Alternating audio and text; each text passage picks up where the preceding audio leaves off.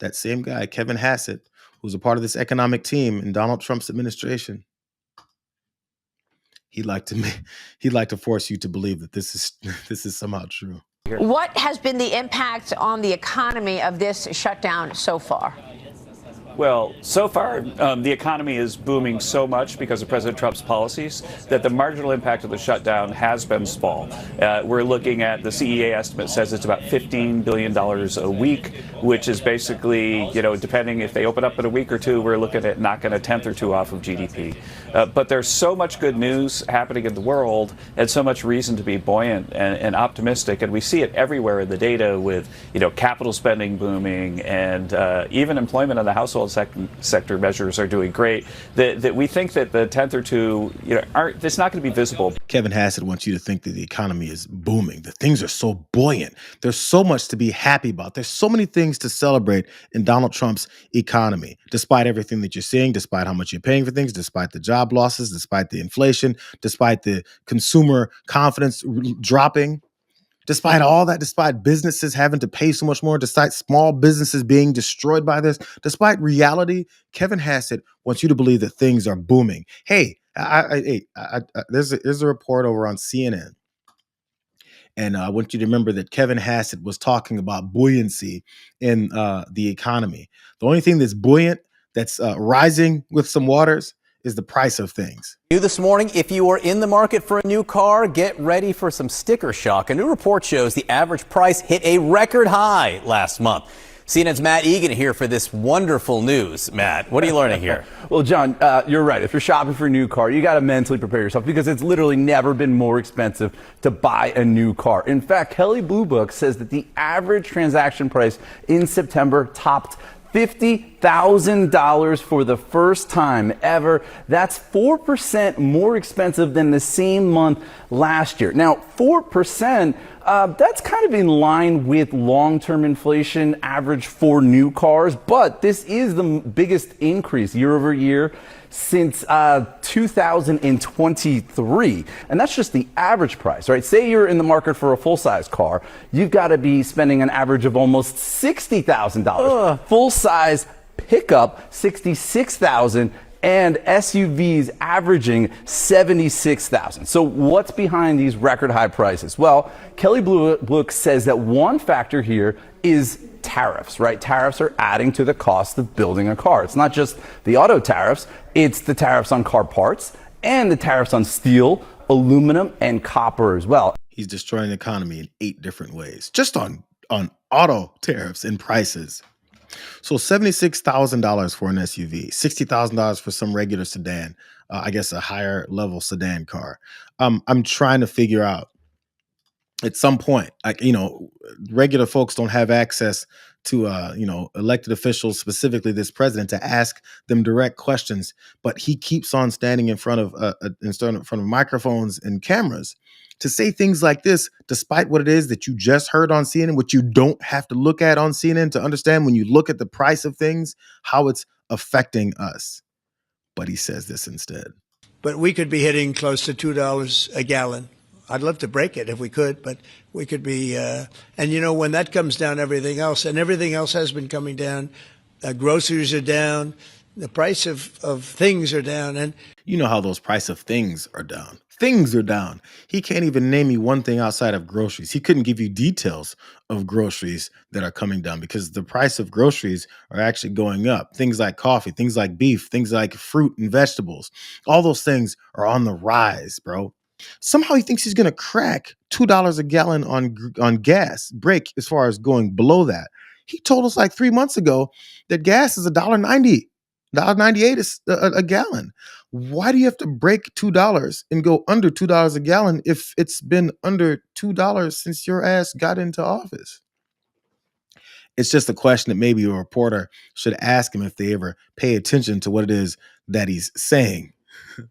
The reason why their approach to the government, to our economy and the way that they're destroying it is what it is because people like his new Fed governor, Stephen Moran, the guy that he wants to have in place while he also fires another Fed governor, Lisa Cook, as he wants to fire her. This is the guy he wants to bring in. Listen to this guy's logic The Beige Book yesterday discussed tariffs, and what do you think the takeaway was in terms of tariffs from the Beige Book? Yeah, so obviously there are a lot of people who ascribe inflationary moves to tariffs. I'm not among them. My perspective is that tariffs always had the possibility of raising inflation. It may yet happen, but I don't see it in the data thus far. See how fast he said it? He's always been under the belief that tariffs could cause inflation. He just hasn't seen it in the data yet. He should have a conversation with Donald Trump, because Donald Trump apparently, since the beginning of all this, when everyone told him what tariffs do, he didn't have the perspective that tariffs would cause inflation. Matter of fact, he keeps saying that it does the opposite. He says that other countries are hurting while we are. So maybe he should have a conversation with Donald Trump about it. Because usually his conversation when he's talking about details, information, the economy, how they determine how things are going to go, they go like this. Again, he just talked about he hasn't seen it in the data yet. This is how he analyzes economic data. What about the inflation numbers? Because you could say the Fed shouldn't be cutting right now because inflation's been firming up. And I know that the Treasury Secretary said it's not tariffs, it's not in goods, it's in services, but it's still moving closer to 3 than it is to 2, isn't it? Well, so here's where I think you have to be, where monetary policy has to be forecast dependent and not data dependent. I think that the data can be quite backward looking. His approach is in forecast dependent and not backward looking as what is that we've already seen happening in the trend. His idea, the governor, one of the Fed governors, is we have to be forecast dependent. You know what their forecasts are looking like? Their forecasts, strictly from the people who are sycophants and part of the propaganda machine within this administration, are saying everything's going to be great.